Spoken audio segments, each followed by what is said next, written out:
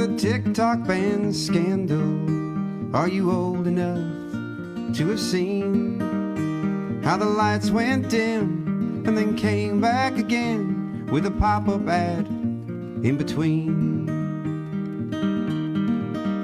I remember the TikTok band scandal, but it feels like it was many years ago that the guy who got it banned had changed his mind again and was asking us to thank him for the show. I remember the TikTok band scandal. Is it dangerous? We still don't know. Is our data in the hands of a secret Chinese man? And does it matter if it helps you win a vote?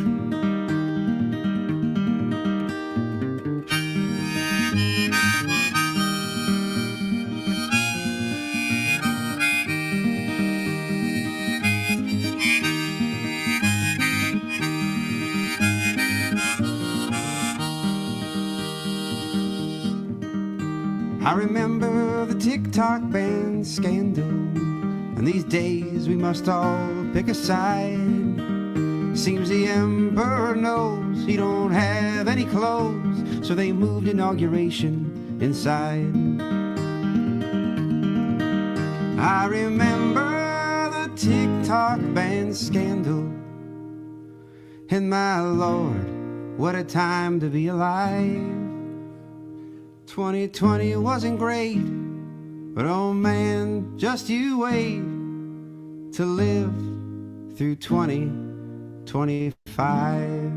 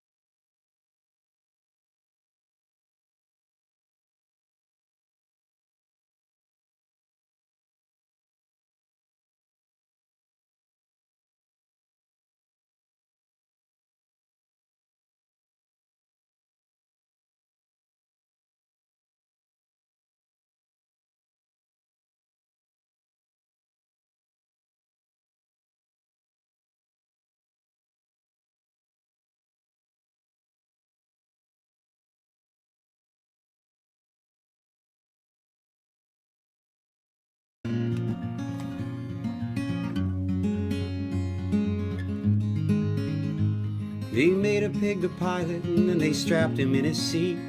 They locked him in the cockpit and handed him the keys. He'd never flown a plane before, but oh, the plot it thickens, 'cause the crew he welcomed through the door were classified as chickens. Perhaps consult a wise and owl, one field mouse explained. You picked a flock of flightless fowl to help you fly a plane. Every flight that's taken off, said Pig, they're all disasters. I've watched them from my feeding trough, why I'm the flying master. See, I don't need the training, and science is a fraud. What matters are your ratings and the Emmys that you've got. Here we go again. So hold on, my dear. Here we go again. Same old shit in a different year. Well, soon the engine's stalling and the wings are both on fire. The altitude is falling and the yoinks were going higher. This caused a great confusion amongst those in the cabin. This seemed like an illusion instead of what was happening. See, half the seats were sold to sheep who sat there loudly chewing, just listening to the fox decree how well the pig was doing. And wolves walked up and down the aisles while dressed up in disguise, and made a killing selling piles of Bibles, hats and fries. The other seats were occupied by our horses, ducks and cows. Please get us off the plane, they cried, it doesn't matter how. Here we go again. So hold on, my dear. Here we go again. Same old shit in a different year. The plane was out of all control, the cabin pressure waned. I alone can fix it though, the piggy then explained. Then masks with ample air supply descended from the lights, and all the sheep refused them. Why? 'Cause freedom and their rights. The minutes turned to hours as the days turned into night, when at last the landing tower and the runway were in sight. A smoking wreck of mangled steel, titanium and glass. Oh, it touched down on its wobbly wheels and landed long at last. The pig picked up the intercom and swallowed down the key. And then he said, I won't be leaving now, so you're all stuck with me. Here we go again. So hold on, my dear. Here we go again. Same old shit in a different year. But airline regulations insisted that the jet would stay here at the station and couldn't leave quite yet. The animals upon that flight would get to have a say, to pick a proper pilot if they wanted it that way. The passengers would cast their votes and choose their future captain, and history that day was wrote. Can you guess what happened? Here we go again. So hold on tight. Here we go again. Same old shit on a different flight.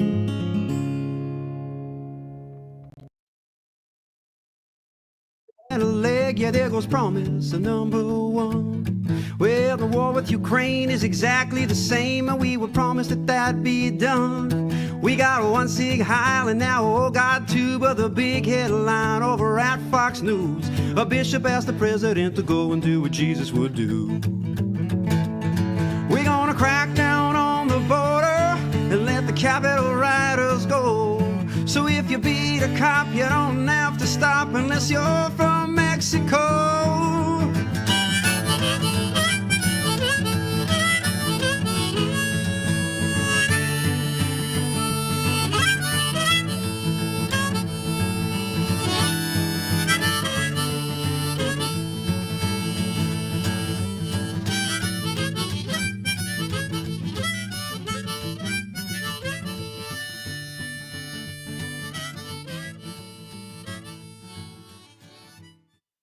Was promised and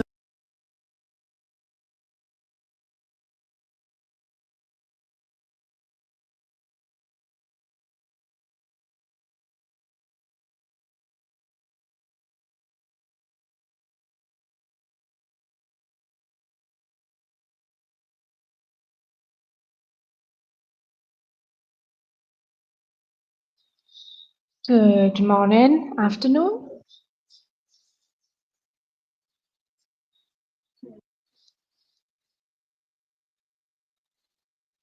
Good.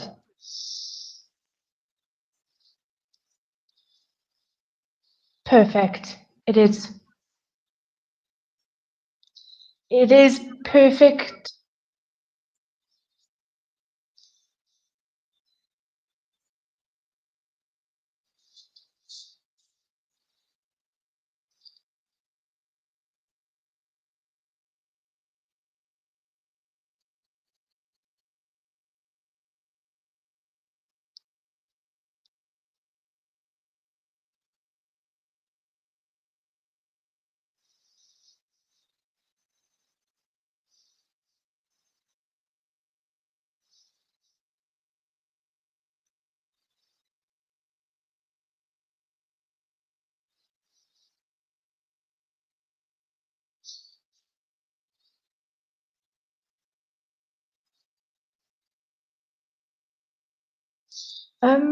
Joel says she can't hear us on YouTube.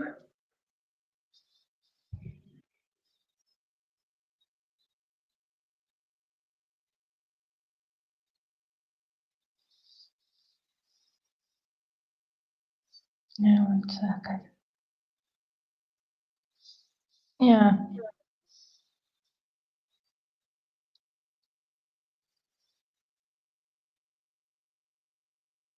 Oh.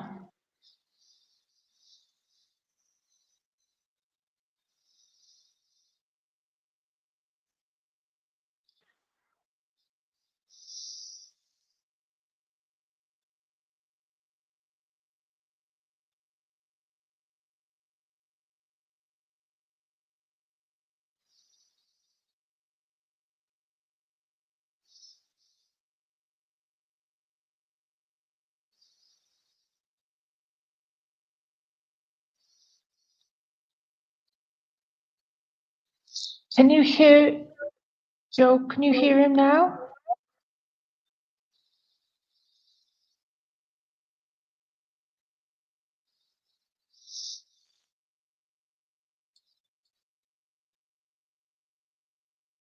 Okay. I'll be back. Mm. Oh, she can now. Great. Mm.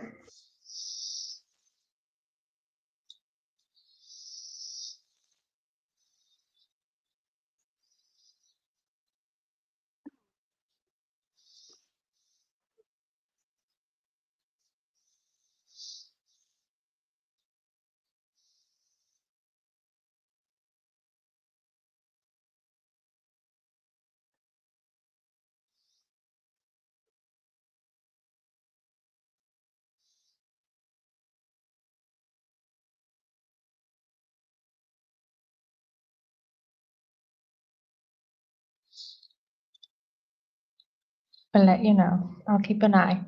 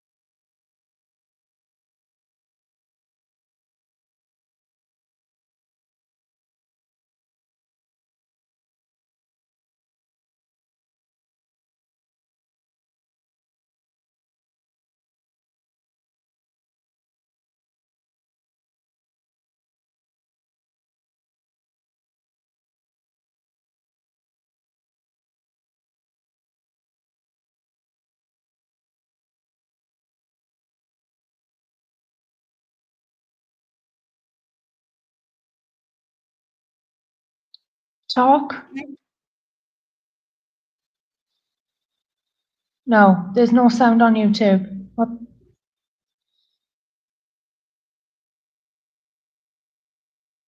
Um, Hang on, let me turn it back up where I can hear you. Okay.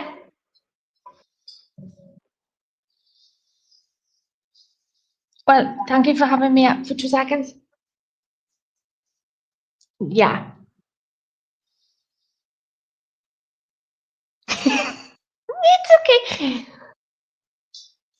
No, it's okay. Don't stress. I'll be down in the comments if you need me, okay?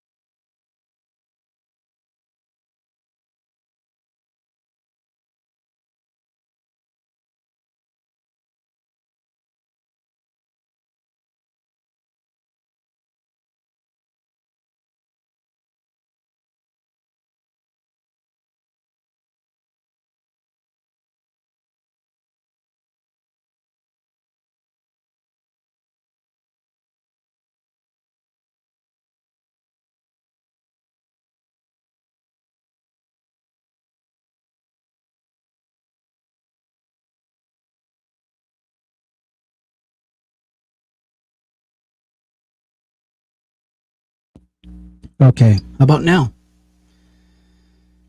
Because I hear. Okay.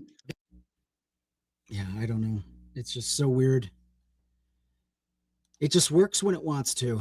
Okay, yeah, it says it's working now. Okay, thank you, everybody. Thank you for your patience. We finally got it working. I'm not sure what I did, but it's working now. I can see my voice ticking. Oh man, it's registering my voice now. I mean, all I did was put a speaker on so you could hear what was going on. That was the whole point. I wanted you guys to be able to hear what my speaker was hearing. It's crazy. I don't know. Well, if it's going to keep interfering, we'll just. It's working now. Yay!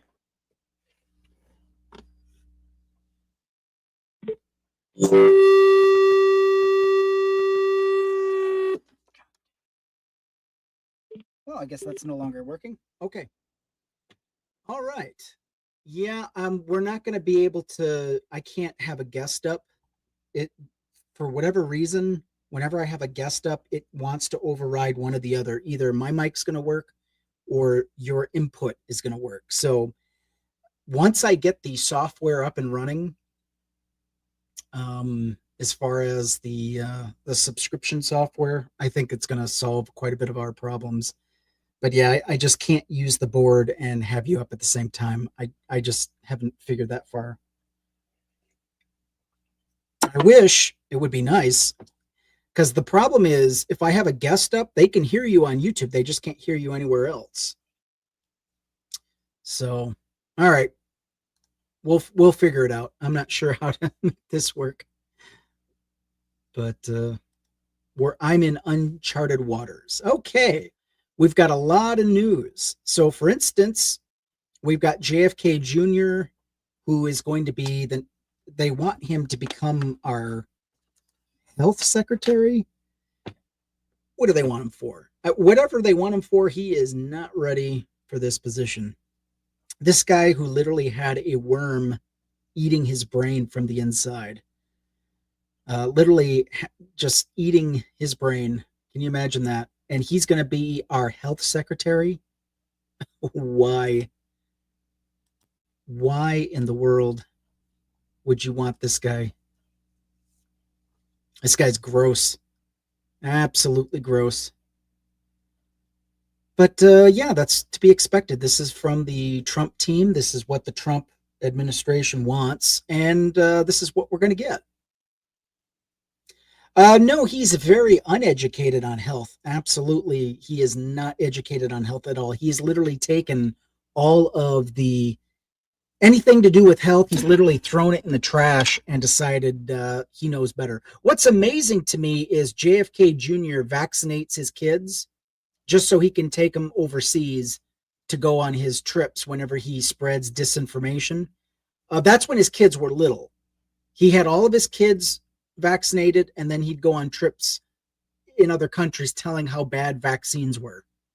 And during COVID, he had everybody that attended any event of his, he had them vaccinated, especially if they came over to his house. Do you know more than him? I don't know. That's a good question. That's a good question. I don't see. Here's the thing. I don't know if it's he's being disingenuous where he knows but he disregards, or he just doesn't know and doesn't care. Either way, he's making a lot of money on throwing out everything we know about health today.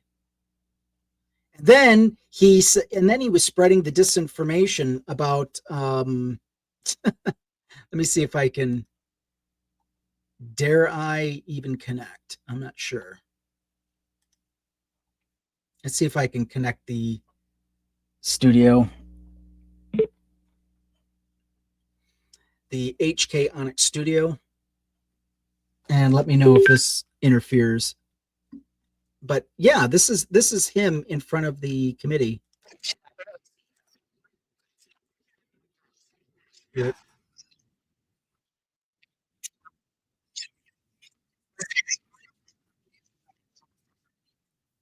committee, and he's being asked by Senator Also Brooks, hey, you said that black people should be given a different schedule based on what? According to RFK Jr., we should not be giving black people the same vaccine schedule that's given to whites because their immune system is better than ours. I mean, talk about disinformation. I mean, not only is that racist, this is what they used to say about black women's pain tolerance. Oh, they don't need all of this pain medication because they have a higher tolerance of pain. Remember they used to say that shit? Unbelievable. Unbelievable. And here we go again. We're repeating the same racist tropes. Well, thank you, RFK Jr. And not to mention, there was a huge outbreak in Samoa back in the early 2000s. Let's see if I can pull that up.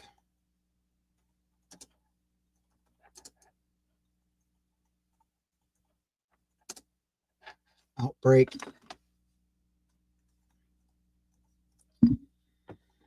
Yeah, anti-vaccination advocates double down as measles runs rampant. The measles death toll in Samoa now stands at 53. And you have to understand, measles, when that spreads, when you contract measles, it literally takes out whatever immunity you had to other diseases like chickenpox and everything else that you've been vaccinated for. It kind of acts like a virus that wipes out your computer.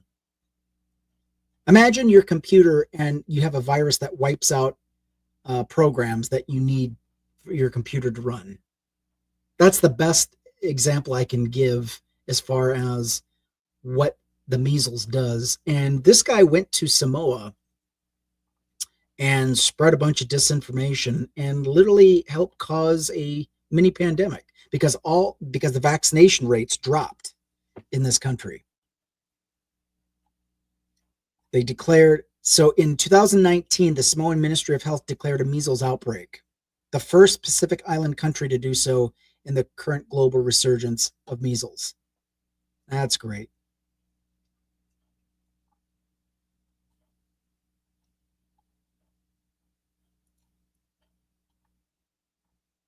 Red flag, just more red flags. So yeah, it's just amazing to me. Amazing to me how this is just allowed. And he thinks he knows better than all of the professionals.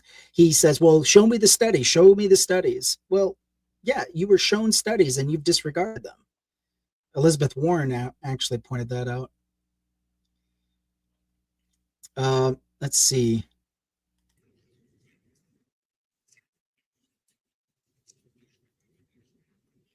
So now, this is in regard now.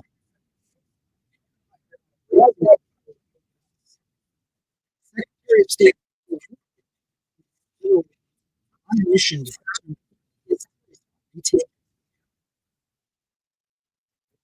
and basically the Panama's former president, Ernesto Perez Baladeras, basically in his office, he contemplated the worst case scenario, an American invasion. Can you imagine contemplating an invasion by the U.S.? This is not a terrorist country. This is not a country that is threatening us. This is a country that we use to enrich ourselves. The Panama Canal, which was built mostly by people of Panama, we use their canal to ship goods and everything else. You name it, goes through that canal because it literally shaves off months and months of shipping time just by going through that canal. And Marco Rubio visited Panama, and one of the things that he gave clues to is whether in the next 4 years the American policy will be more closely resembling an imperial conquest or a hardball real estate negotiation. This is what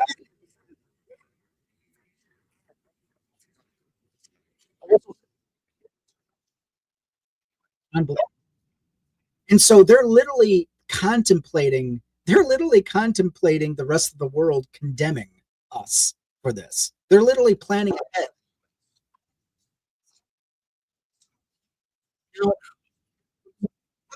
so what the members of the administration have tried to do, the middlemen, they've tried to negotiate with the Panama officials and saying, hey, if you just negotiate, if you just give us concessions, this won't go as bad for you. Basically, by preemptively offering concessions. This is what this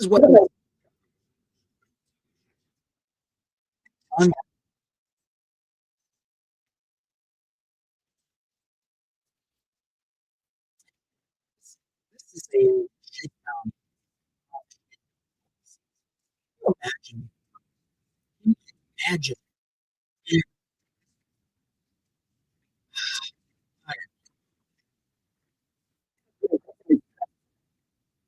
Now they keep blaming China. They keep saying, well, China has been increasing its presence around the Panama Canal. China is trying to make inroads. China is trying to do this. And it's like, well, yeah, but this is not. Here, let me go ahead and share my screen. If you're on YouTube, you can find me at Biblical History Skeptics. Yeah, let's go through it. They're saying, well, China is increasing its presence around the Panama Canal. Well, you know what? This is what's going to drive Panama closer to China, is threatening to invade them. I mean, we're not giving them, let's just put it this way, we're not helping make them make the right decision.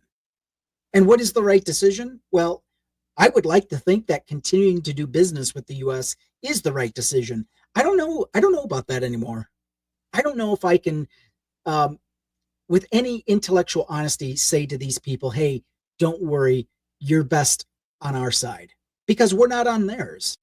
1900s all the way to present day. Reality is that all countries want a piece of the Panama Canal because it is a vital link between the Atlantic and Pacific Ocean, and it is a key part of global maritime transportation. It's a shortcut that saves time and money for transporting goods. I can sit here and make a progressive anti-war and anti-imperialist argument to you, but that shit would be the fucking easy way out. Because the bigger story is, how much of a stupid, idiot, punk-ass bitch do you have to be to write a book called The Art of the Deal, be the worst businessman in history, and also show your cards and expose yourself to the world by not understanding international relations, strike a deal. The worst businessman, the worst negotiator, absolutely the worst. He ripped off multiple people that were doing business with him. And I mean, we have the stories to prove it. People have unalived because they lost everything doing business with Donald Trump.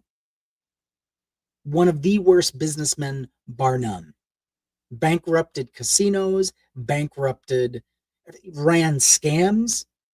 Trump University, come on. That should have been the first clue that this guy is not a businessman at all. It's all that money he had, most of that money he got back in the 80s was an influx of cash from Russia. We know where he got his money from. You just got to follow it. Don't get me wrong, China's not a fucking saint, especially what they've done with Taiwan. But Panama is a sovereign country. Yeah, I mean, hey, I don't agree with what China does at all. I don't like what China does, threatening Taiwan. But are we any better at this point? I'm not sure. Handle situations like this is with diplomacy and strategy. And what you've demonstrated is that you clearly don't have it. Then again, I think you put it. Yeah, I mean, basically flooding the zone with shit. Unbelievable. We're going to threaten a sovereign country. And for what? How is that going to benefit us in the long run? We're going to look like a bunch of, you name it. So, as warned, Luigi Mangione could walk free. I've said this before. I'll say it again. You better hope that I don't end up on that jury. You know, health insurance companies have literally caused hundreds of thousands of deaths a year due to denied claims. And you want me to feel sorry for a CEO? Nope, I don't feel sorry for him. We should start talking. Yeah, I wonder if we should. Before Trump versus after Trump, all MAGAs are hypocrites, especially these two. So the Hodge twins are talking about, oh, real life inflation. Y'all ever eat at Cava? It's a bowl place similar to Chipotle. The bowl we always get is like $19 or $20. The dude behind the counter said they just raised their prices, and now that the same exact bowl is $26. That's a 25% increase in price. But Biden tells us the economy is booming and the inflation is down. This was February 3rd, 2024. What happened between that time? It is now 2025 in February, excuse me. Now, what do they have to say? The Democrats think we care about prices going up from tariffs. But wait a minute, you said tariffs, you said you hated price increases. You don't like price increases. That's what you've been telling us this entire time. Bitch, we voted for Trump to deport 10 million illegals and destroy the system rigged against us. You really think we give a damn about syrup prices from Canada? Okay, it's not just syrup prices, buddy. It's going to affect a lot. It's going to affect the price of transportation. It's going to it's going to impact the cost of fuel. We get a lot of shit from Canada. I mean, we do trillions of dollars with Canada. I mean, if we went into a tariff war with Canada right now, we would lose. We need them more than they need us. Let's just put it that way.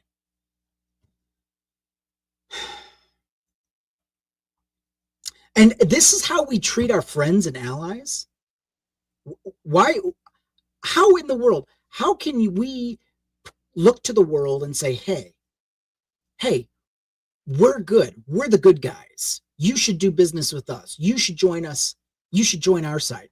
Trudeau has cited Canadians fought and died beside you. Cities like Iranian hostage crisis, Hurricane Katrina. They helped with Hurricane Katrina. Did we forget about that? The LA fires, 9/11. They were always there for us. And we are betraying our allies. We're stabbing our friends in the back.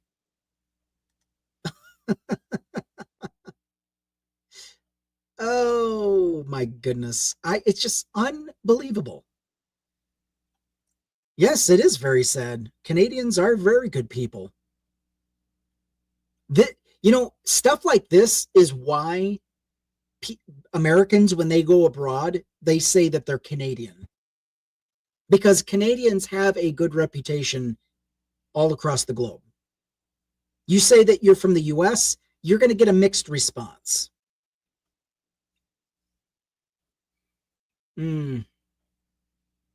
Well, Anne-Marie, just because you pay $39 in Massachusetts does not mean that's the same for everybody. You do realize that your experience is not the same for everybody. So, my goodness. Breaking. Midas Touch says, we are getting reports of a run on eggs at Costco locations throughout the country. Sources describe scenes of pandemonium with people running around the store to stock up on supplies, similar to the beginning of COVID. You've got a cart full of eggs. What are you going to do with them? What are you going to do with them? This is months worth of eggs just piled in their cart. 1, 2, 3, 4, 5, 6, 7, 8, 9, 10. I want to say 11 and 12 in the back. 12 huge, not cartons. We're talking huge batches. That's like, how many are in a single row? 1, 2, 3, 4, 5, 6, 7. 1, 2, and then 7, 5 across. 35 eggs per row. And there's how many rows in one batch? I'm sorry, I can't count that high. 35, 35, 35, 35, 35. 35 times 1, 2, 3, 4, 5. 35 times 5. That's a lot. That's over 150 eggs per batch. And there's 18, 20 batches in this cart. What are you going to do with those eggs? This isn't like toilet paper where you can store it in a closet. Your store was empty today? Yeah, doesn't. I talked to a receiver at a store. I delivered to 160 cases. That's $16,000. I delivered to 160 cases. That's okay.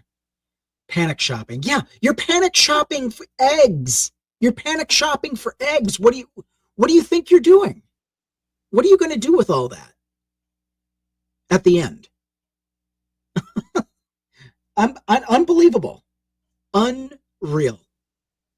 It really is. Wow. I'm just gobsmacked. I'm like, we've learned nothing from COVID. Yeah, just like the toilet paper. You buy all the toilet paper, and then what happens? The price dropped, and then you're stuck with all this toilet paper. You know, these morons literally thought they were going to make a killing on this toilet paper.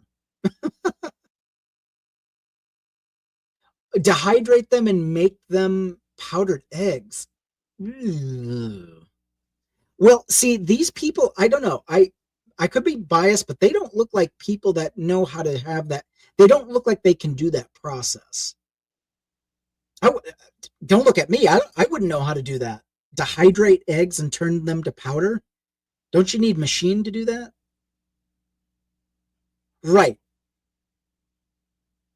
Christian Republicans are so funny. Well, they would be funny if they weren't so sad. I mean, these people are just, they're a danger to themselves. They're a danger to everybody around them. It's like, my God. Breaking news. Canada has developed a detailed retaliation plan to the U.S. tariffs that will seek to hurt Republican states the most. Yeah. I couldn't believe the breakdown. I saw the different states that do business with, that import Canadian products. Texas is one of the bigger ones. I think Canada is, obviously they hold the record. They have the biggest economy. But yeah, unbelievable. We're going to do a tariff war with our ally and friend. That's, I mean, unbelievable. This is where we're at. We got chicken unlimited egg supply. The CDC, now we have to talk about this. The CDC took down its HIV prevention webpage. This has been going on all across government agencies and their websites, especially when it comes to our health. We have to talk about this. In the news of the week, number of government health websites they've been either taken down or you can't find the website anymore. Donald Trump Project 2025 Heritage Foundation, in their infinite unwisdom, decided to create more chaos. I care more about morality than food prices. Sounds like Jacob and Esau. What? I care more about morality than food prices. I don't know what that is.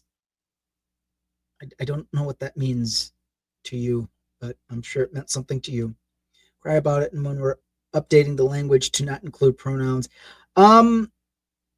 You already use pronouns. I mean, you're not going to have a language that you don't use pronouns, but good luck with that.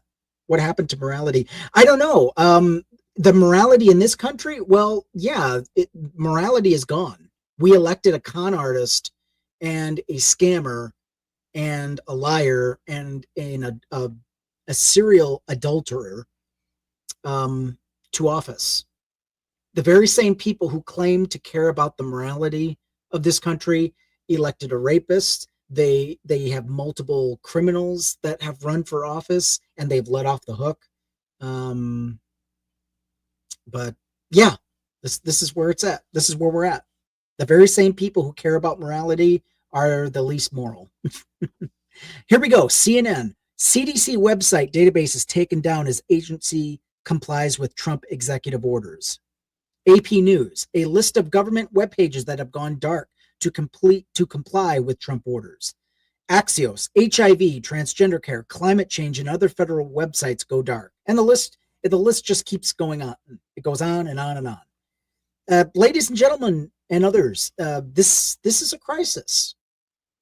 This is a crisis. By a simple stroke of a pen, Donald Trump has taken down several much needed online tools to be healthy and to stay healthy. I believe a nation's health is a nation's strength. We're not going to be a very strong nation if we are not a healthy nation, mentally and physically. Okay. Many of the same people who graduated our schools may not have been given these resources due to strains on our public school system, or maybe they were given and they just, it didn't sink in at the time. They weren't paying attention. So now we had these resources that they could go look up for themselves to be able to make healthy choices in life. And now the websites are just gone. All those tools are just gone. But now they are adults. Now they are more mature. They can more easily and readily receive this much needed information, but now it's no longer available. Now it's gone dark and now it's being taken down. Folks, we are headed for a health crisis in this country. I mean, if you think COVID was bad, it's going to get a lot worse. Wait until our next pandemic, coupled with venereal diseases we thought were mostly gone, childhood diseases that we thought were mostly gone. I mean, we're talking measles, whooping cough, mumps, pertussis, tuberculosis, syphilis, chlamydia, scarlet fever, and scurvy are making a comeback. I mean, we used to read about these diseases in 19th century novels, and now we read about them in the fucking news and headlines. These diseases are coming back because we have a massive deluge of disinformation about vaccines. Yeah, 1930s depression is coming. If we continue on, if Donald Trump is allowed carte blanche to do whatever he wants, this is going to get bad.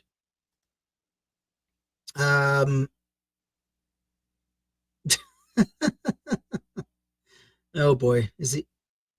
Yeah, you can't. Yeah, don't joke with him. You can't do that because he doesn't know what that means. He doesn't.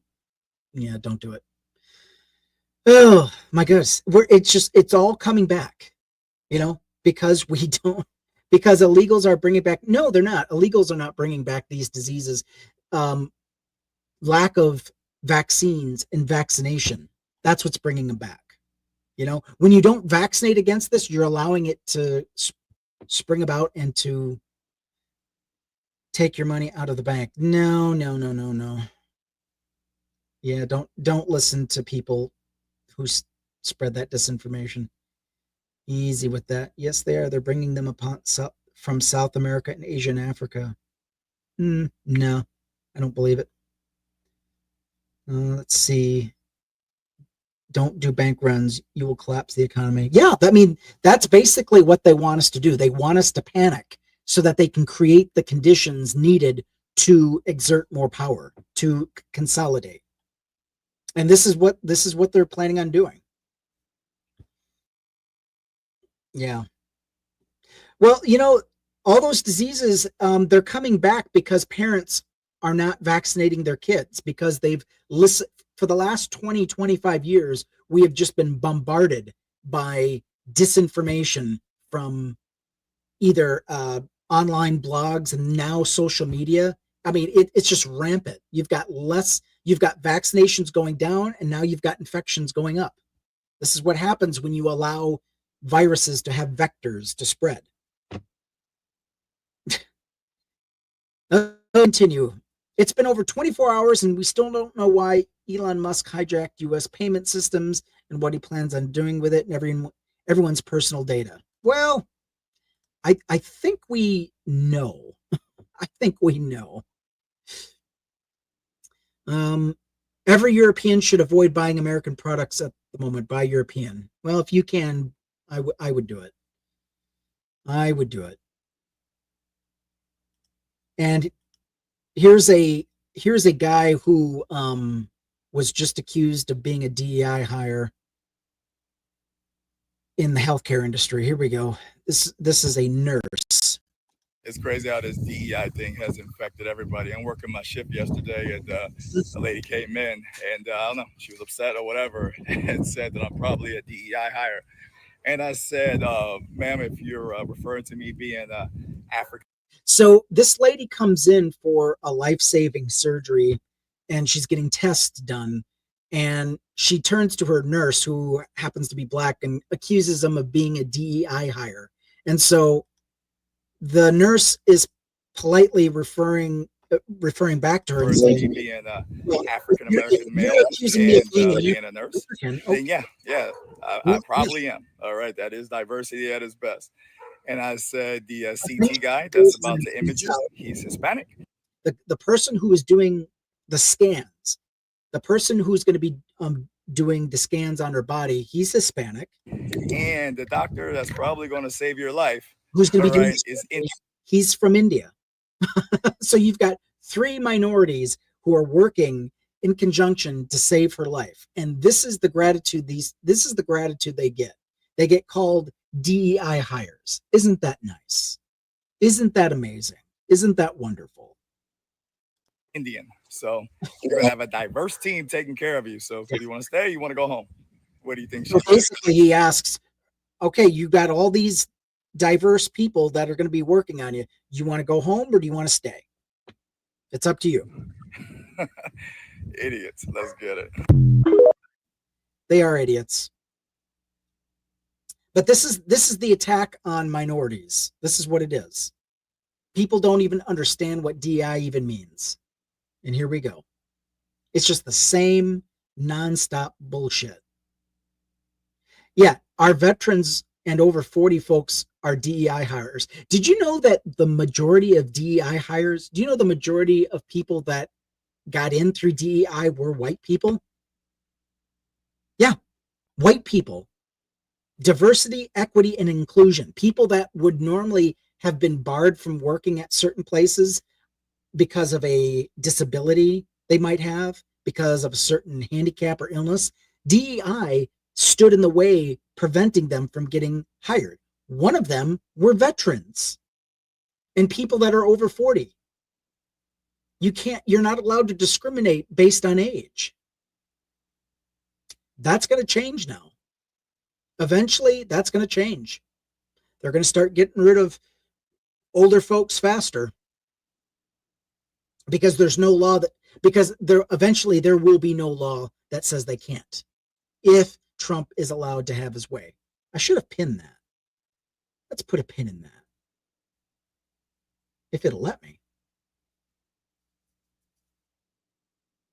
Viewer, pin this comment. There it goes. There we go.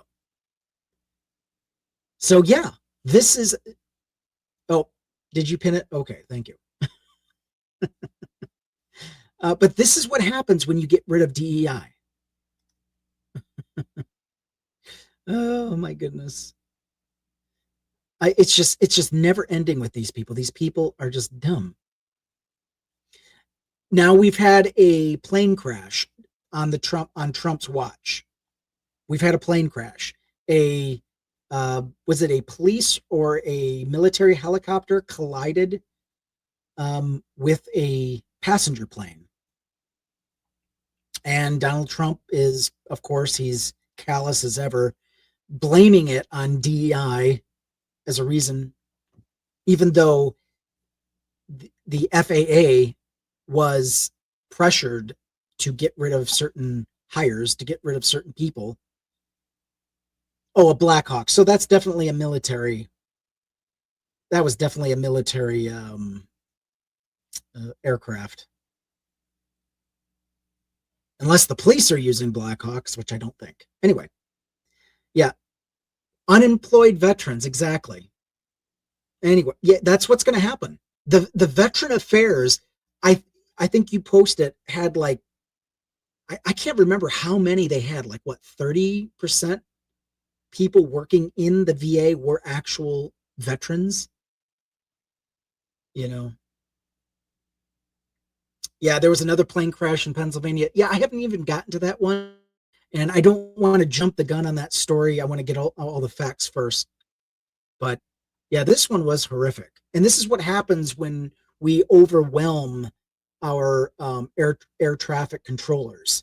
And there was only one air traffic controller working that day. There should have been two. And the USPS, yeah, United States Postal Service, a lot of vets are working. Yeah. And they have a good union too. They have good pay and benefits, and that's all going to go away if the Trump administration is just allowed to just bombard us and literally undercut our institutions. This is what it is. And I hesitate playing the Secretary of State. Ugh.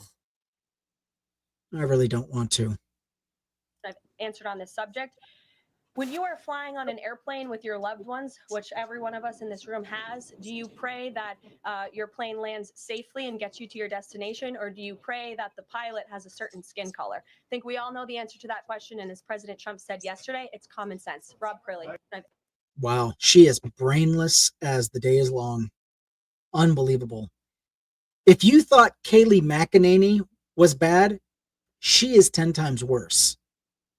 She is an airhead to the highest, but oh yeah, that was a private plane that crashed. Okay, yeah, I think I do remember that. But yeah, that is just so sad. I mean, but this person says, when you get on an airplane with your loved ones, do you pray that that you get there safely, or do you pray that the pilot has a certain skin color? I mean, what a dumbass statement to make. Even if she didn't mean it the way it actually sounds, that is a dumbass statement to make. This is our press secretary, folks. I just can't. I don't even want to play it anymore.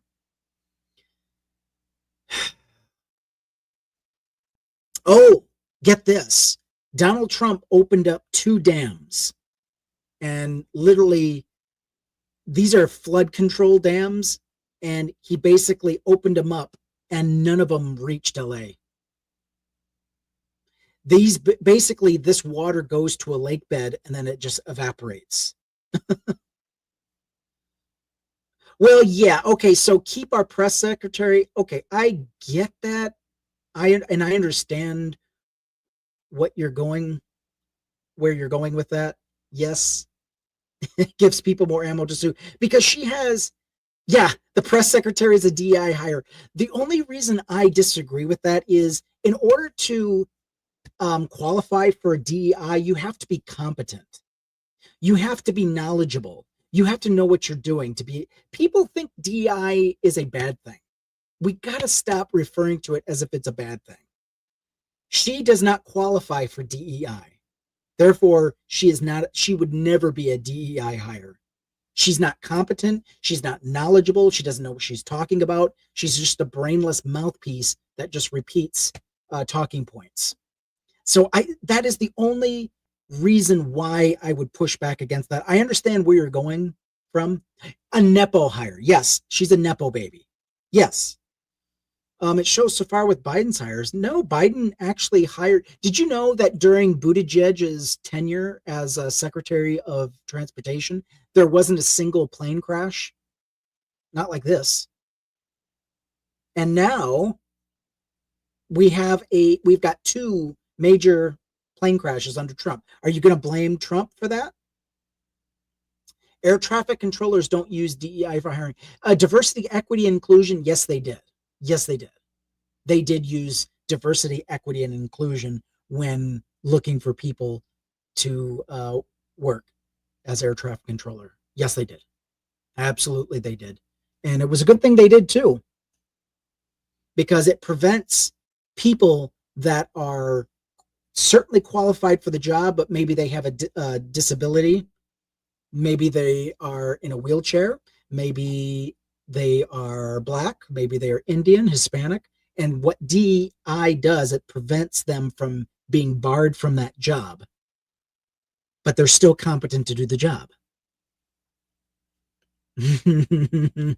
So all this water that was just allowed to flood, I don't know if it actually caused any flooding, but the water did not go to LA. It's not doing anything to help because Donald Trump doesn't know which way water flows. He doesn't care. And so he lifted these dams, and now this water is going nowhere, and it's basically been wasted. It literally can't even be used now because it's going to just evaporate into the ether. That's great. If you and I are on the same skill set but hire me just because I'm gay, is that fair to you? If you and I have the same skill set, well, first of all, nobody has this. I would push back and say nobody has the same skill set. But when it comes down to it, the gay person, you know what? The gay people need that. They need to be allowed in. What Donald Trump is doing is he wants to limit, or actually he wants to be able to allow anybody who's hiring to not hire the person who's gay and to find any excuse they can to not hire this person. It doesn't have to be an either or. Did you know, I mean, when it comes to air traffic controllers, because that's what we're talking about, we need more air traffic controllers. Wouldn't you agree? I mean, there's a large shortage of them. So all Trump's doing is making it worse. So that he's going to block people who are competent, who can do the job. You know, yes, there is a huge shortage, but I would say there's no shortage of competent people. That's where I was going with. That's what I was trying to do. But what getting rid of DEI does is it makes it so that those people who are competent can't get in. That's not right. Yeah, they have a real stressful job. No, I agree with that. It is a very stressful job. That's why I think we need more of them so that there's less stress on one or two people. Spread it out, spread the wealth. I wouldn't call that wealth, but you get what I'm talking about. Canada's liquor distribution branch will immediately stop buying American liquor from red states, including whiskey and bourbon. Gee, I wonder who that's going to hurt in red states. Oh no, I think of Tennessee whiskey. I think of Jack Daniels. I think of Elijah Craig bourbon. There is a lot. There are a lot of businesses. A lot of businesses this is going to hurt. Well, I don't want to say good because at the same time, I don't know. At the same time, it's going to hurt a lot of good people living in these red states. I'm not cheering for this, but I do agree that it has to happen. We've got a bunch of psychos running these states. Oh, DEI hired Greg Abbott, who's running Texas into the ground. He's basically warning Canada that Texas will retaliate against Canada.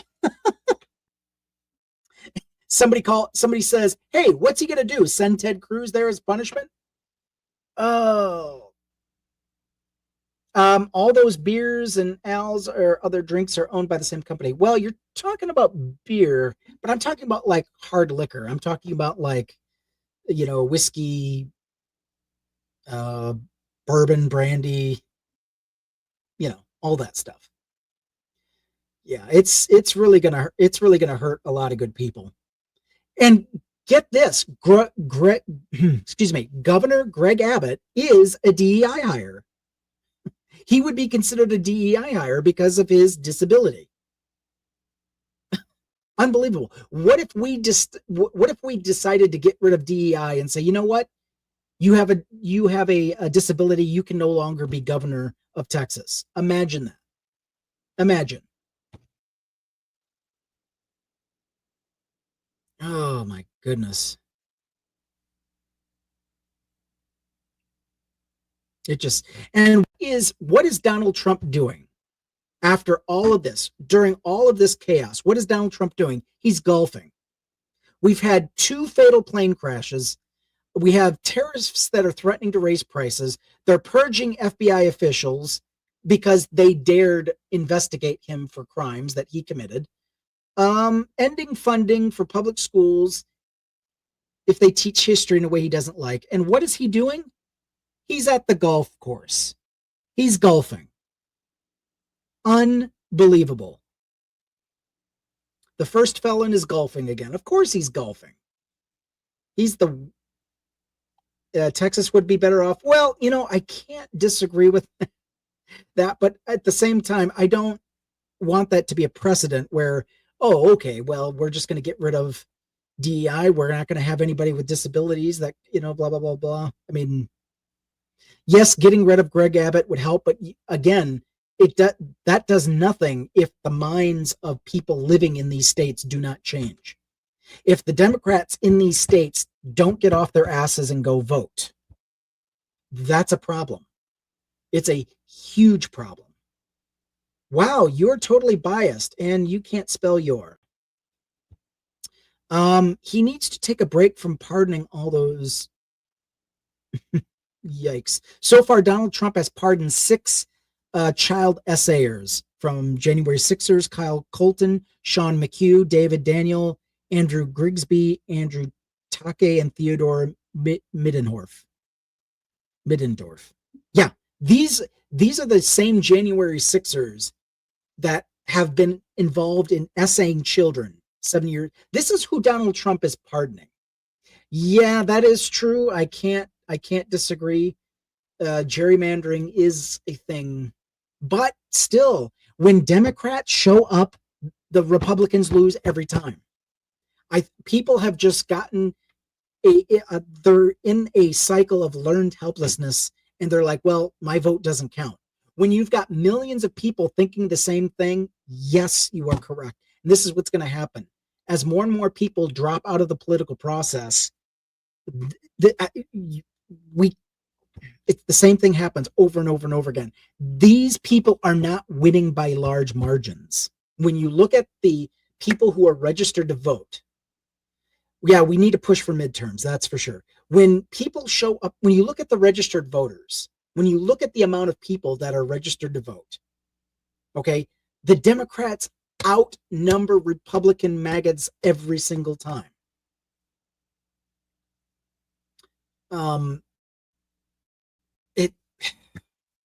I don't know. This just keeps happening. But going back to Donald Trump's pardons, let's see. Donald Trump has pardoned 6 different people that have been convicted of essay of a children. Middendorf was sentenced for essaying a 7-year-old girl. This is who Donald Trump pardons. This is who Donald Trump pardons. That's a pharmaceutical. Realize the difference. Pharma is refusing to help. Well, yeah, you need a government big enough and dedicated to making big pharma lower their prices. And that's what Joe Biden did. Joe Biden had a lot of these products, these life-saving devices, lowered for seniors. He started out with seniors, and then he was going to work his way up to people who need them. But this is what we get. This is what we get when you have, yeah, I have no health care and have asthma and work 2 jobs and can't breathe. Exactly. And this is what MAGA wants. They don't care about those who suffer. When MAGA is affected, then they care. Then they scream and moan and bitch about getting things done. But other than that, if it doesn't affect them, they don't care. We had somebody in the chat earlier who said, oh, well, in my state, I only had to pay $70-some or this or that. And I was fine. It's like, well, hold on. You live in another state. Your reality is not the same as other people. And I don't know, maybe you had awesome insurance. Not everybody has awesome insurance. You know, it's just amazing to me. So anyway, Donald Trump likes to pardon rapists and schmiedophiles. I mean, these guys literally took pictures of themselves and video of them just doing disgusting things to these girls. I mean, Donald Trump could have, I mean, this is one thing. He could have pardoned all of J6 people except for these people who essayed children. He doesn't know and he doesn't care. You know? It's just gross. Absolutely gross. But it's just going to continue on and continue on and continue on. And we have got to get serious. We've got to be serious. Let me switch back for a minute. Let me see if I can. Let's see.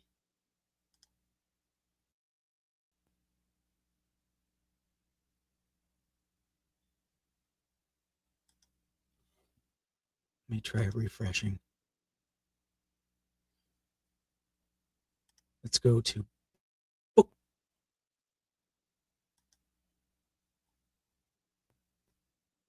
Unbelievable. I wish I could play a lot of this audio, but I can't.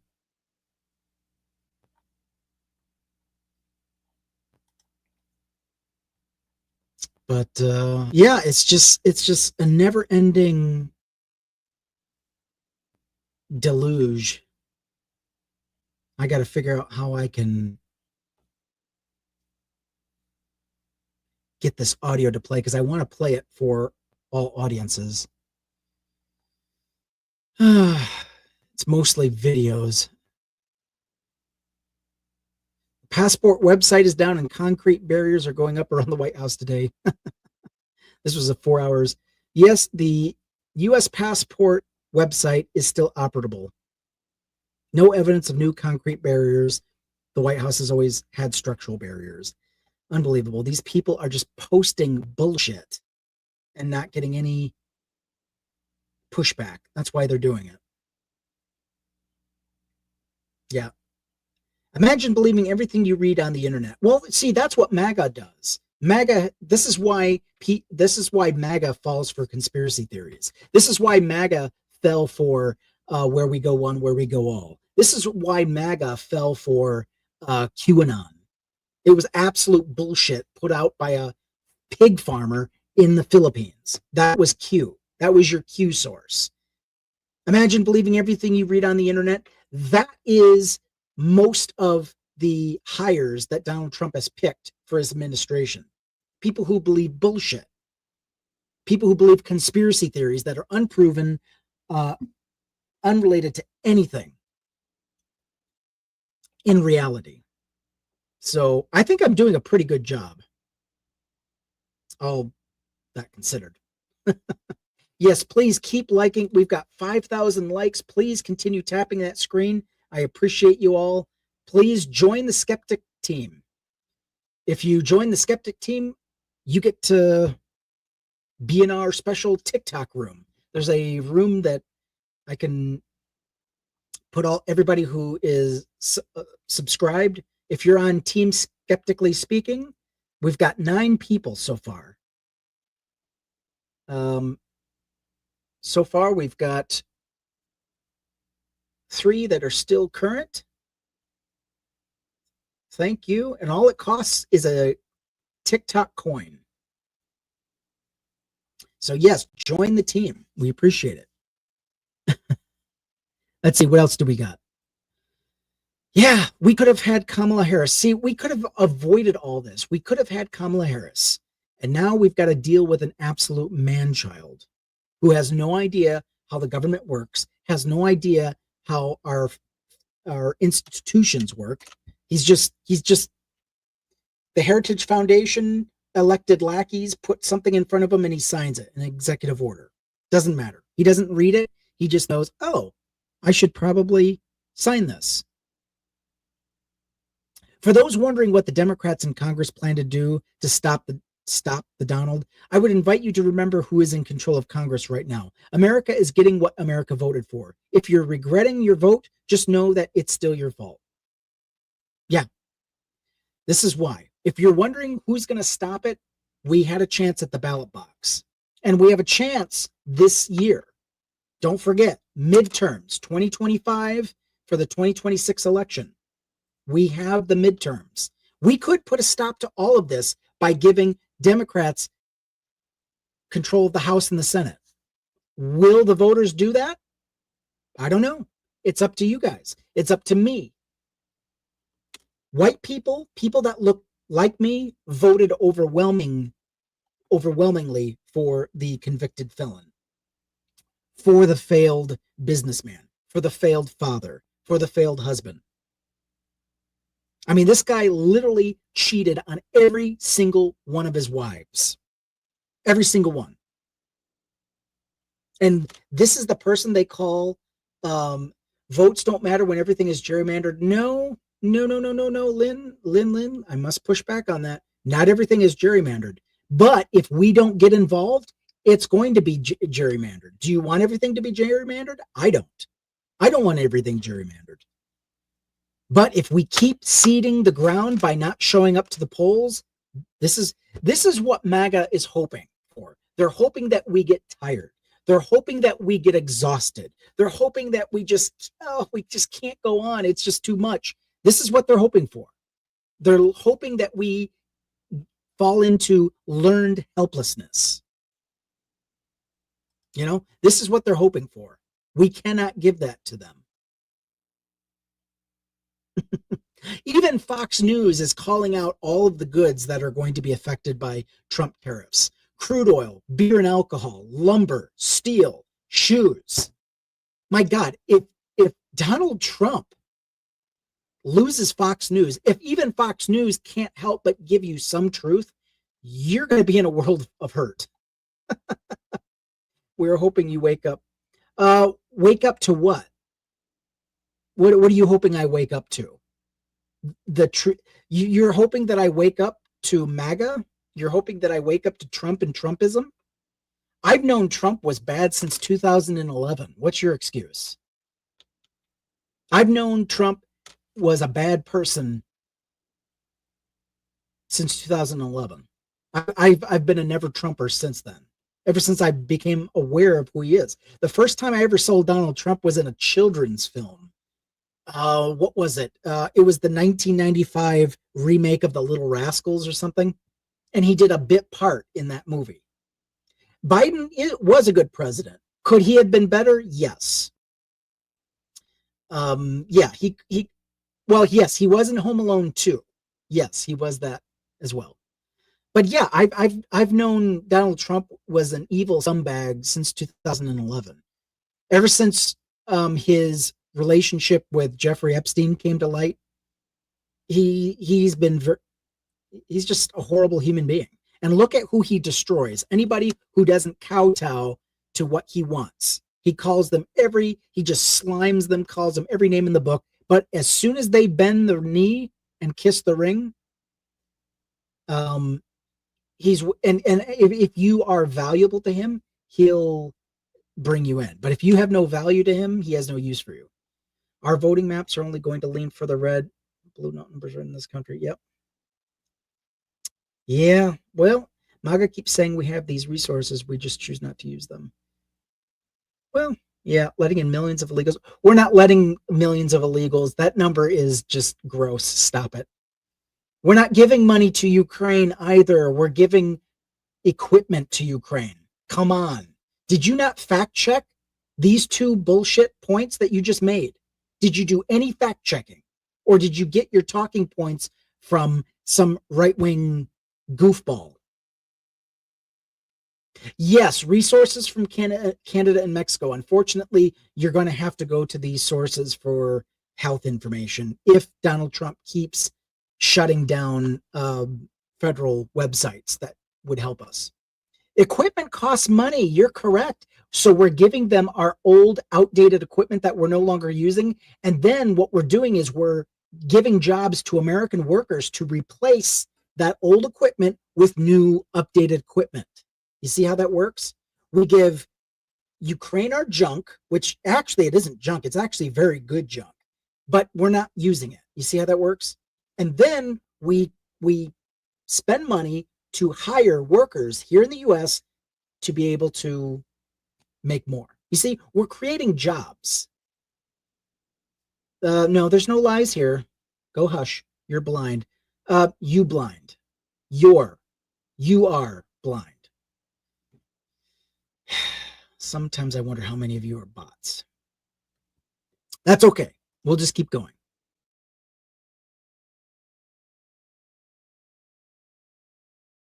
War in Ukraine. That's Vladimir Putin's thing. Vladimir Putin invaded a sovereign nation. Okay? So that's on Vladimir Putin.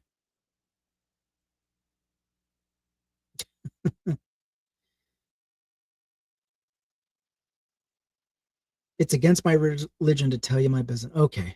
I am typically an optimist, but there's no silver lining here. Even worse than I imagined. Yeah. People are scared, but there's no solution to fix the mess that America made. Chaos is what people voted for, and the chaos is what we are in. Yeah, this is it. This is what happens. We allow chaos to reign, and it just gets worse and worse and worse. This is what happens when you vote for fools who speak your language. Oh, they understand me. They speak the same way. They speak how I speak. So, oh my God, I'm going to vote for this guy. When you vote for people as dumb as you are, that's where you're going to run into problems. I don't want to vote for somebody who's on my wavelength, who is on my intelligence level. No, I want people more smarter than I am and more capable than I am. That's who I'm going to vote for, not for idiots. How tariffs work. Here's a cartoon of Donald Trump literally urinating in a fan, and then the fan is pushing it right back into his face. Exactly. The U.S. national anthem gets booed at a Raptors game. I see why. Is this, what country? Is that here in this? Scotiabank. Oh, this is in Canada. Yeah, we're losing our Canadian friends. We are losing them. Unbelievable. Yeah, God. The bubble is about to pop on the MAGA movement. I don't know. I think it would take, I go back to 1930s Germany. What did it take for the German people to realize how bad things were under Schmittler? It took an entire war. It took a bombing campaign. It took for people going hungry because they couldn't get food imported to Germany. It took a lot. And even then, it didn't really, the people that were diehard schmazzies, they stayed schmazzies. But the U.S. has beaten back its own fascism. You know what? Here's the thing. I don't think we actually beat back fascism. It just kind of fell out of favor. It's like the McCarthy era. When you look at the Department of Un-American Activities, I know I butchered the title, but basically they just fell out of favor. It's not like they were defeated. I don't think we have had a reckoning in this country, a recompense, what is the term? Germany had it, where they had a self-realization, and they realized from the top on down that they need to make changes in their country to prevent fascism from taking over. The stock market is dropping due to tariffs. See, that wouldn't surprise me at all. You have history books to show otherwise. I would love to. I'd love to see them. If that's true. To me, it's like, what did the fascists do during World War II? Remember, the fascists in this country literally rented out Madison Square Garden. and they had their own rallies. It was just disgusting. It's like, where did all these people go? They didn't just disappear. They didn't just, evaporate. They continued on living in this country. I mean, if we actually beat back fascism, we would have the laws on our books to prove it. We would actually declare these fascist movements unlawful and enemies of the state, I think. I don't know. We don't even have an anti-domestic terrorism bill or an act. That's why a lot of that, okay, well, beaten back, all right. But it's like we need laws on the books against fascism, against these militia movements. We don't have them. And this is why the FBI's hands are tied. This is why Mueller couldn't declare these as acts of terrorism. It was Congress's job. Even though a rose by any other name still smells the same, right? Ugh. We need a Congress. This is why we need to get progressives in Congress. We could have the laws on the books. We could. Gas is going up. Yeah, that doesn't surprise me at all. Yeah, get rid of monopolies from the medical system. Hey, we keep electing Republicans. This is why we don't have laws on the books. When you keep electing Republicans, the chances of these laws getting enacted just diminish. Basically free here in Canada. Yeah, it doesn't surprise me.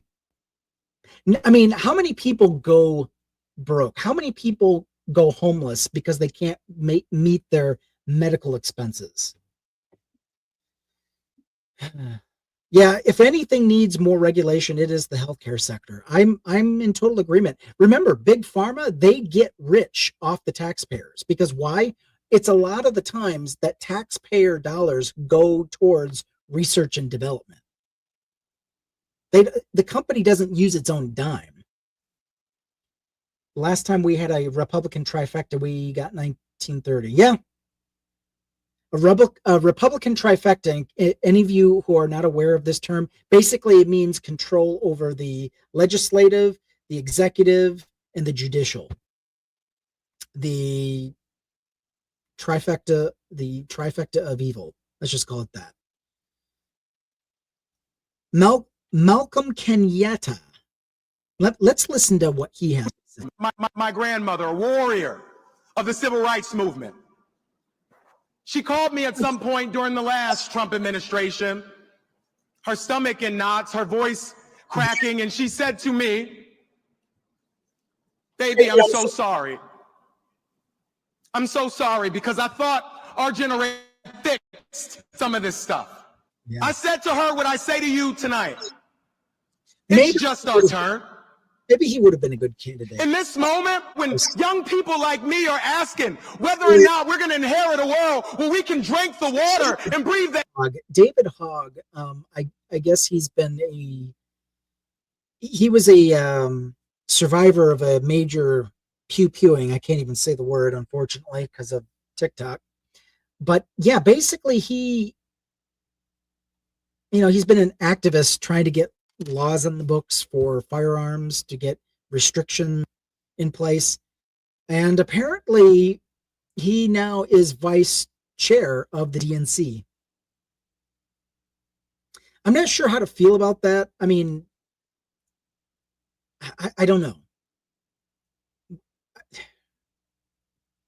We need to get more people of color involved in leadership, not just, oh, can you join our march? Can you join our movement? No, we need to get them involved in the decision making. We got to stop this whitewashing everything.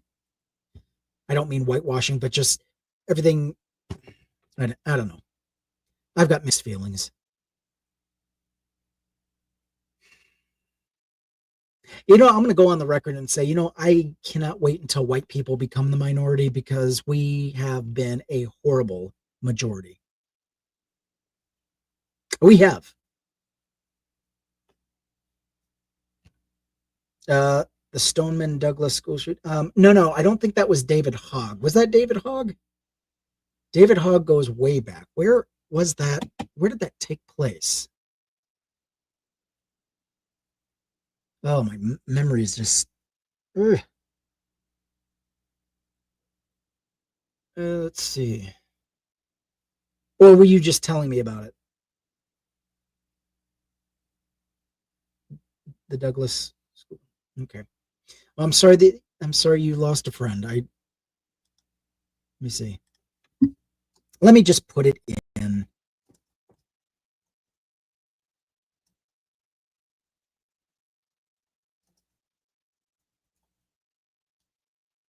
Let's see if the Internet of Things can.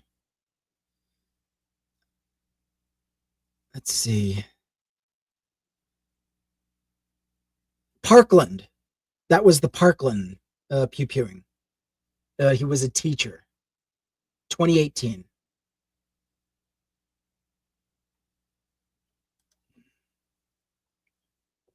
Man, seems like a lifetime ago, doesn't it? You know, there's been so many of these going on. It's like I can't even keep it straight. Let's see. When did this? 6 years ago. Yeah, okay, that makes sense. That would be 2018. 17 in mass pew-pewing. This was in Parkland, Florida. My God. It's a nightmare that just never ends. And, you know, it's amazing. We could have laws on the books about this. Now, one thing I am happy about his appointment, he is an activist, but he also has been involved. So this hits close to home for David. So in that respect, I'm okay with him getting elected. We need more people of color, especially Black people, in leadership roles. We've got to stop this, you know, white people controlling everything. Because we've shown, haven't we? We've shown that we're not that great when it comes to equity, when it comes to getting things done, when it comes to let's see. My goodness. An Olympic gold medalist and Harvard graduate Gabby Thomas is being stalked and harassed. A group of white men. Of course. It has to be. Men, and they're white. Well, of course they are. And you know what? I have to say, I'm glad she's. Scares me is that they have my flight information. Even when I don't even know what time I'm flying out sometimes, I don't tell anyone my flight information. They show up and they ask me to sign a bunch of these photos and pictures of me, like 40 of them. I don't know what they're doing with them. Autographed photos of her are valuable, selling for $125 each on eBay. She's not just a great athlete. She studied neurobiology at Harvard. Wow. Everyone's complaining about the high cost, and we could have had Kamala Harris. Isn't that amazing? Amazing.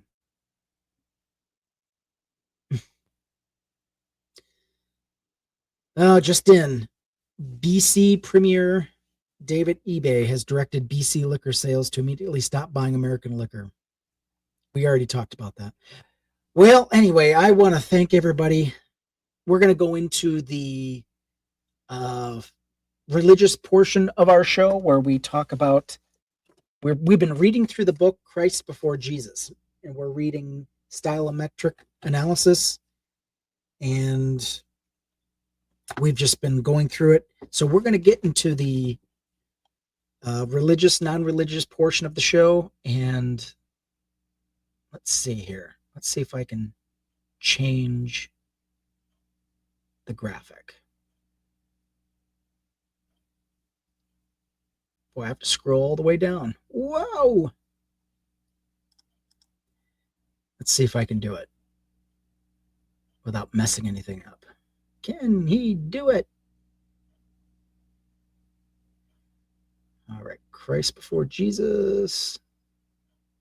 Loading. Yay! Christ before Jesus. All right. Okay.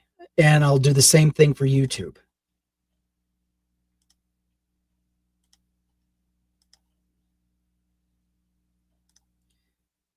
Let's see. Settings, virtual background, Christ before Jesus. Okay. All right. Now we can get in.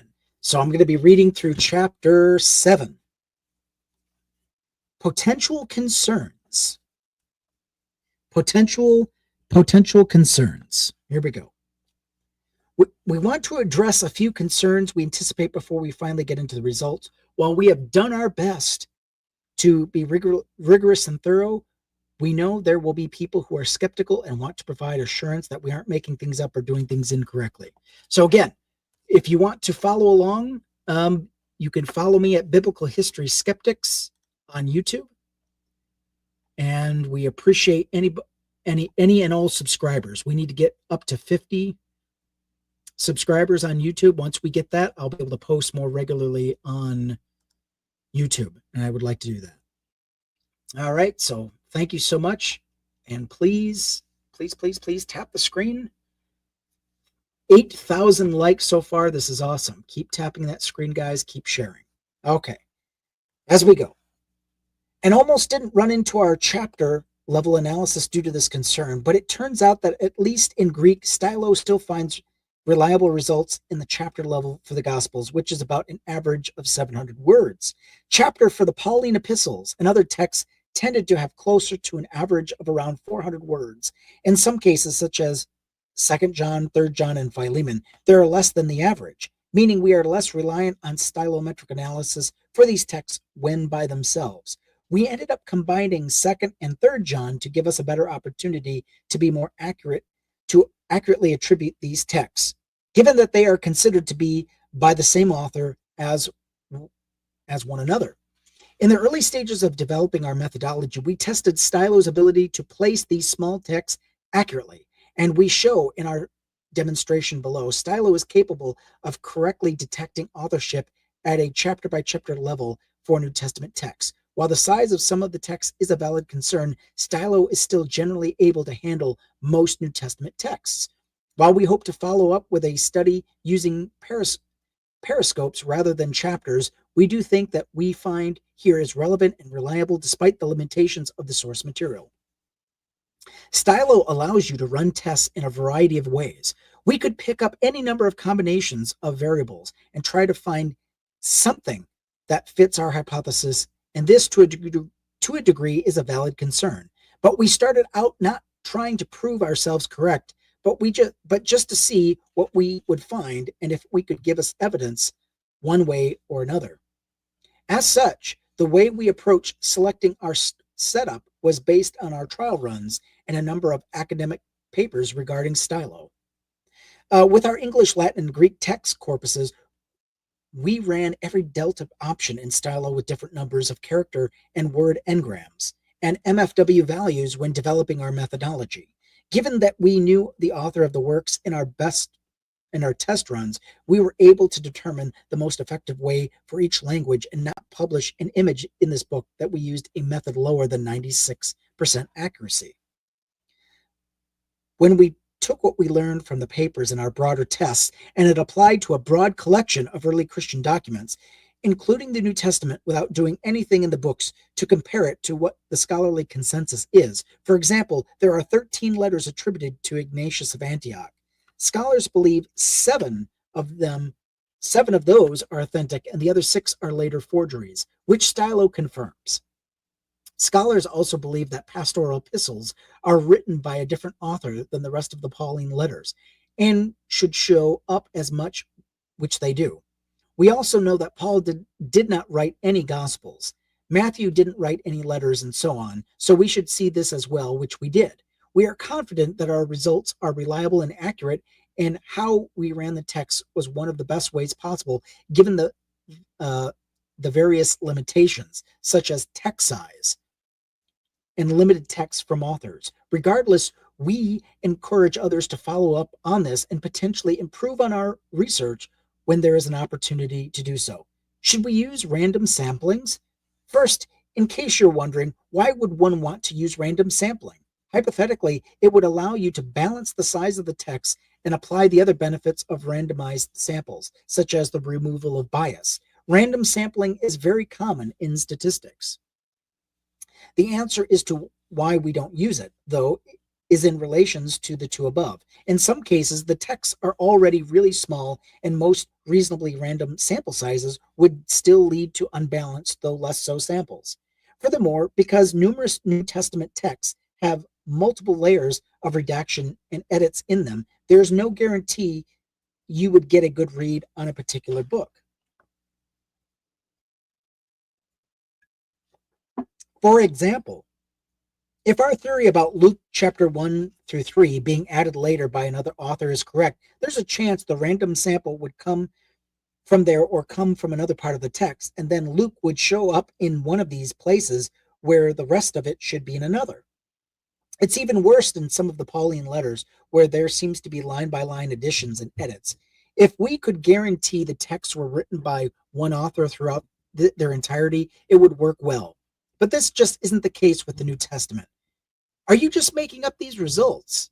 One of the best parts about Stylo is that you can run these tests yourself. We spent months gathering texts and checking the data quality of them before running tests. But as we went along, we got much quicker at the entire process. While it takes time, this is a very democratized process in which you can confirm the research yourself. Democratized, excuse me. And ultimately, there's no way to make up for these graphs without doing something like falsely labeling files or photoshopping the whole graph. If you are concerned we did something like this again, you are welcome to try the test yourself. Question: if stylometric analysis is used to find authorship, how are you using it to find dates? It's true that stylometry doesn't give you dates per se. However, because we are able to identify some authors and use textual, manuscript, and other evidence to identify dates and authors of some texts, we are able to reconstruct a general idea of when many Christian documents were written. For example, we know Ignatius of Antioch was writing during the 2nd century. While there is debate as to the exact dates of his letters, the 2nd century is agreed upon by most scholars. When another letter or document shows up right alongside Ignatius, it means he or someone with a very similar writing style to him, perhaps a student, had a hand in writing that document. As such, we can date that document to the 2nd century as well. Question: didn't the apostles use scribes? Oh, very good question. While it was common to use scribes back in the era we are looking at, there is too much variance between texts to be able to claim a scribes in the gaps argument against our results. We do have an author who admittedly used scribes and other sources to write his books. That's Josephus. But except for a handful of sections out of all the content that he wrote, it all shows up as his writing. A good scribe would not make an oratory's vocabulary and style come off so different as to make it look like texts were coming from an entirely different author or even a different century. The only time the scribe style would come through so significantly is if they were completely forging a document using someone else's name and their own style came through. Could the stylometric analysis be picking up theology, genre, or theme instead of authorship? A human stylistic analysis might look at things like theology or theme, but the computer does not see this beyond the word choice or the authors. Genres may come into play at a broader level, but we have tested authors who have letters, historical documents, philosophical pieces, recorded speeches, and a variety of other works, and Stylo is able to accurately detect authorship despite these differences. Even though we use different words in different formats and genres, like writing a text versus writing an essay, there are still patterns like fingerprints that are unique across our writings as individuals. The program we use looks at the most frequent words and use theological words that do not come into play at the level we look at. For example, according to the Oxford English Corpus, the top 10 most common words in English in order are the, be, to, of, and a, in, that, have, I. The list continues with words like that, with the 90th to 100th most common words in English being way, even, new, want, because, any, these, give, day, most, us. The 100 most common words in English account for around more than 50% of the words we use on a regular basis. Greek and other languages work more or less the same way. Theological words come way down on that list. What matters and what makes the program work is how we all use words with different frequencies. Someone with a PhD, someone with a high school diploma, and someone with whom English is a second language, second or third language, will use even simple words such as these top 10 or 100 words differently and with different frequencies. It might be the case that two people with PhDs might use words more similarly to each other than non-native English speaking or non-native English speaker. And this would be detected. But these two PhDs would have other differences in style between themselves and would make it where it would still likely detect which is which with adequate writing samples. People have had different teachers, come from different regions, and even just had stylistic preferences that create a unique fingerprint of style. Consider the following parallel passage from the Synoptic Gospel regarding the parable of the sower in the American Standard Version, which provides a more direct word-for-word translation. This is taken out of Mark chapter 4, 13 through 20.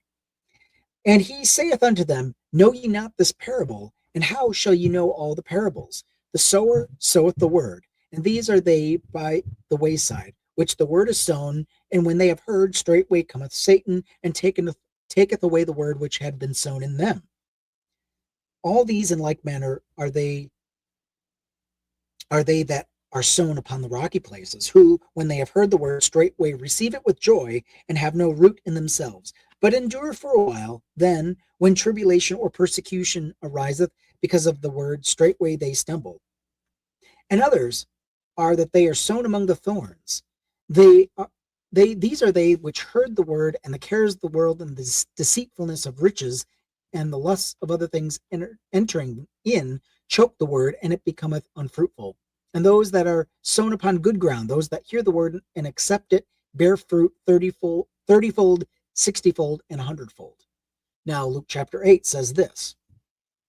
Now the parable is this. The seed is the word of God, and those by the wayside, they have heard it. Then cometh the devil, and taketh away the word from their heart, that they might believe and be saved. And those on the rock. So basically, it's showing you the different. It's giving you three passages from three different authors. Just on a surface level, at these texts shown as the style of these authors are different. For example, Mark starts almost every sentence with "and." Now let's look at what Stylo tells us and how it determines authorship. The first thing Stylo does is identify the most frequent words set at the number you ask it to look at. The 10 most frequent words in the selections above are the, word, that, they, are, of, he, sown, in. It runs a count of each passage for the number of words, then uses these frequencies and in a formula above to create distances. So when you ask Stylo to look at the 100 most frequent words, it does this counting for each document for each of the 100 words. We'll look at the word he as an example of the frequencies because it's easy to see above. Mark uses he on 1 time, Luke 0 times, and Matthew 10 times.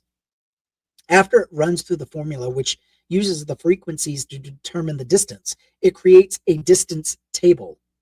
After that, it provides a visualization based on the data in the table. Here is the table of that passage above, rounded to the nearest whole number for simplicity. So Mark has 0, Luke has 65, and Matthew has 49. The smaller the number is, the more similar it is. The larger the number it is, the more the distance between the text is. Therefore, the more dissimilar they are. Each text, when they run against itself, shows 0 because it is identical. In the table above, Mark and Matthew are the most similar because the distance between them is smaller than Luke. Luke is the most different from the others, being a distance of 65 from Mark and 78 from Matthew. Of course, when we run this in Stylo, we are running it based on the original Greek and not English translations. We're also doing a much larger amounts of text, meaning a larger and a better sample size. But even with this tiny sample in an English translation, we see what many scholars already agreed upon. Matthew uses sections from Mark more closely than Luke does. It has nothing to do with theology, genre, or theme, as these are the exact same passages, just written by different authors in their own style. All right. And next week, we're going to finish the chapter. It's only a page and a half. And then we're going to get into chapter 8, which talks about the results from stylometry and the discoverings. There's quite a bit. Once we delve into chapter 8, that'll be the end of the book. Chapter 8 is, it is dense. Look at that. That's a thick wad of paper right there, boy. That is a thick chapter. Thick and juicy. Anyway, we're almost through the book. We're going to keep plowing away, and it's been very interesting. I like to see the, I don't know. I just love to see different, different opinions, different findings. So for full disclosure, I mean, I come from a fundamentalist background where it was taught to me that the words of God are pure. The King James Version is the most purest form of the Bible, and blah, blah, blah, blah, blah. And it's good to see a little pushback. It's good to see, oh, good. I gave up politics. Now my son's into it, involved in politics to help. Good. Don't give up on politics, because giving up on politics, you're giving up on yourself. It can be exhausting, but remember, politics affects every facet of our lives. It affects what we buy. It affects where we live. It affects every facet of our life, our quality of life. Well, yeah, I mean, I get it. Sometimes you got to take a step back for your own mental health. I fully get that. I fully understand. I did take some time off from mainstream media. I just totally cut it out and focus more on work. And basically, I was able to focus more on the show. And my hopes is to get the show up and running to where it's not as chaotic as it is now. But that's okay. That's okay. Eventually we're going to get it. We'll get it, and we're going to carry on. No, you got to do what's good. You got to do what you have to do. Okay? Don't, sorry for that. It's a daunting task, you know? It's a daunting task, and it's not easy. But eventually, we're gonna get there. Yes, we'll get there. That is for sure. Brief breaks only. Yes, that's only. Yep. Always be democratic. The alternative is hell. It's a hellish existence. Oh, anyway, with that being said, I'm going to bid you all good night. Thank you so much for taking the time out of your day to listen to my rants and ramblings. And we'll see you all next week. We'll see you all. We'll see. I'm hoping that the subscription service that I subscribe to will be able to allow me to stream to multiple platforms at once, so I don't have to continuously use multiple devices. This has been kind of horrid. At one time I was streaming 3-4 different devices, and it's just like, oh, we can't continue like that. So thank you so much for the gifts. Thank you so much. Please join the Skeptics team, and we'll get you in the Skeptics room. I hope I'm good. What I'm going to do is I'm going to go through the list of people that are subscribed and make sure that you are in the room. because we do have our own private TikTok. I'm not sure. I can't even remember what they're even called. I can't join my sub. Don't work. Well, no, I would just add your name. You're already labeled. You're part of the team. You're on team Skeptically Speaking. So I see your label there. So all I have to do is add your name to the room. Now, if you're living in another country, unfortunately, there are some people that, for whatever reason, it will not allow me to add. So, for instance, my moderator, she's not allowed. I'm not allowed to add her to the room. I don't know why, but she lives in Europe. That shouldn't be a problem. Oh, I hope they get rid of that. You're in Indiana. Oh yeah, you should be able to. You're definitely in. Let me double check. What I need to do is I'm going to write down all the names that are on Team Skeptically. You know what? We're going to do a roll call right now. Yes, sir. We're going to do that right now because I don't want to forget. So we're going to look at the names. We have Chris Petsavas. I don't want to get busy and start leaving people. Anata Amdia. She hasn't been here in a while, but she's on the team.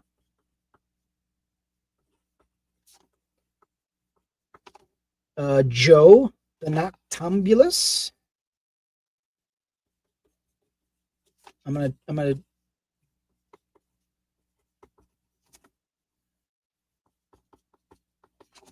we have Tina.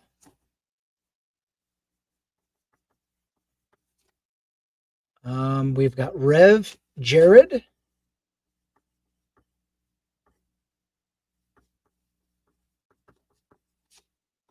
Okay.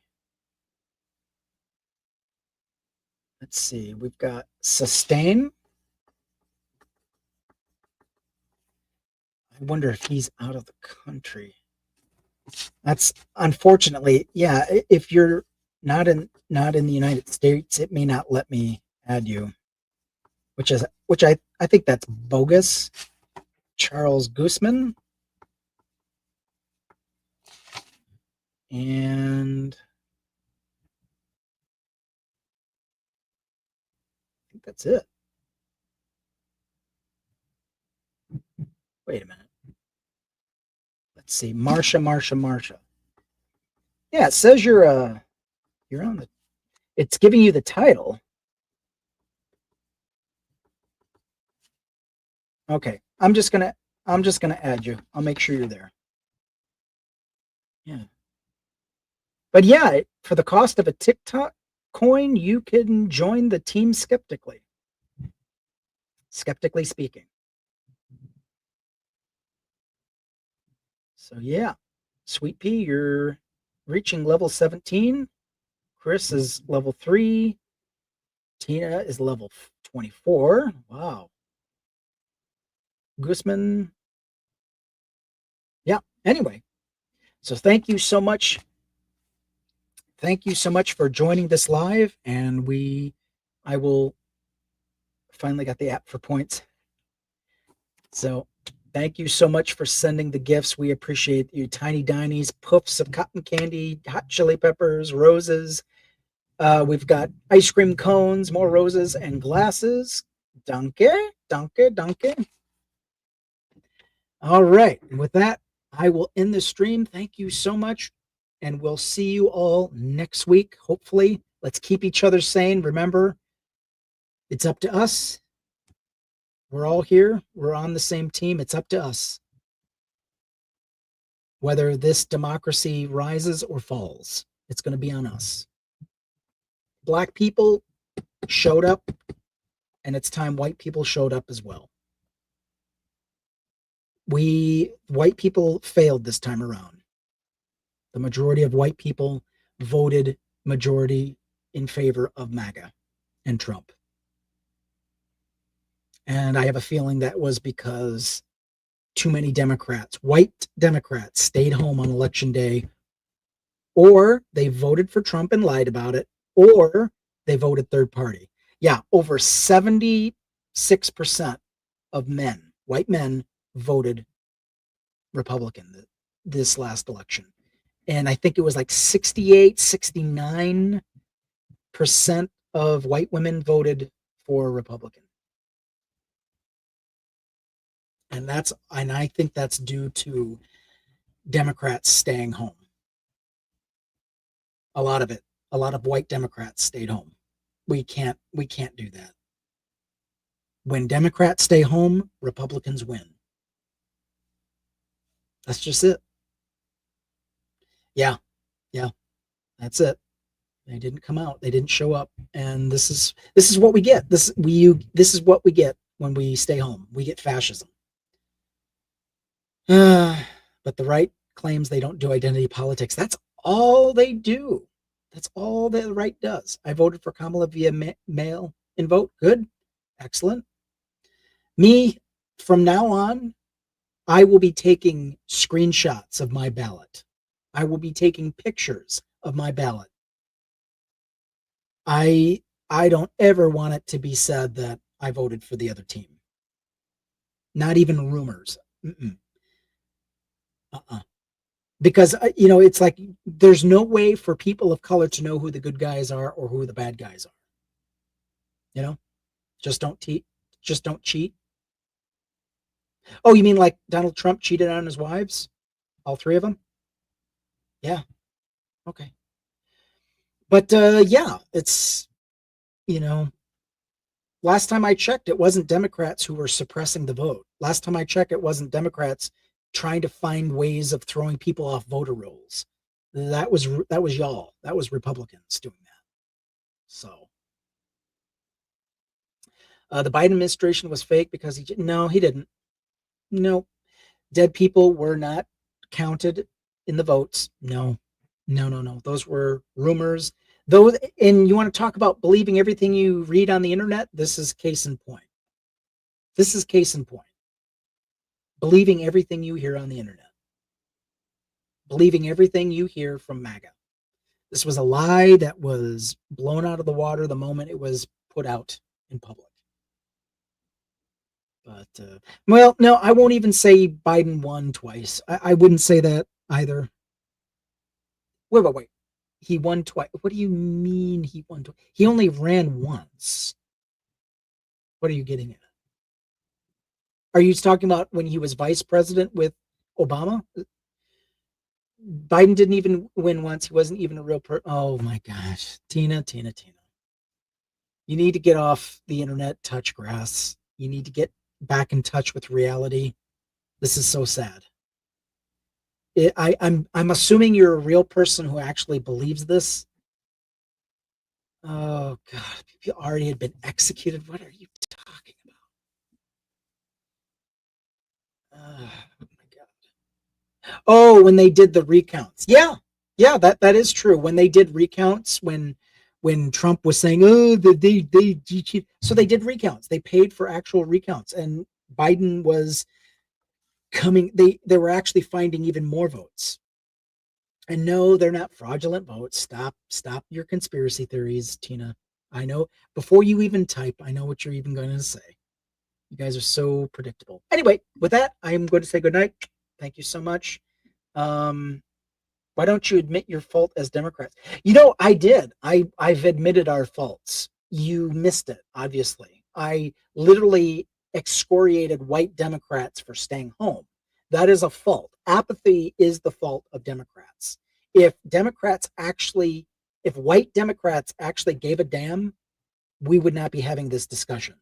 If white Democrats actually gave a damn about their country, Kamala Harris would be sitting in the White House today. Exactly. You guys like drama and anger. Well, have you been to a Trump rally? That's all you get is drama and anger. Ugh.